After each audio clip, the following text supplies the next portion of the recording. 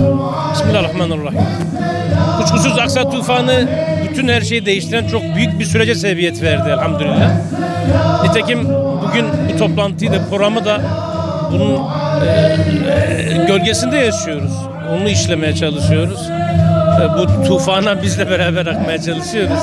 Doğrusu Aksa tufanın öncesi sonrası arasında çok ciddi bir fark olacağını başta Filistin'de olmak üzere herkes çok ciddi bir şekilde ifade etti.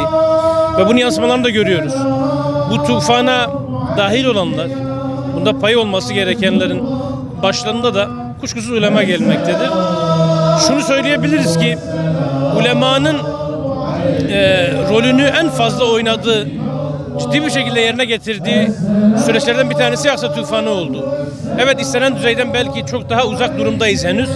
Zira karar verici organlar içerisinde maalesef ulema henüz yok. Ancak yöneticilerin, İslam aleminin memleketlerini yönetenlerin kahir ekseriyetle pek bir şey yapmadı, rolünü oynamadı, uzak durduğu ve bu süreçle beraber esasen silmeye başlayacağı süreçte ulema olması gerekenden uzak olmakla beraber rolünü en iyi yapan sınıflardan bir tanesi olması münasebetiyle kuşkusuz tezahür ediyor.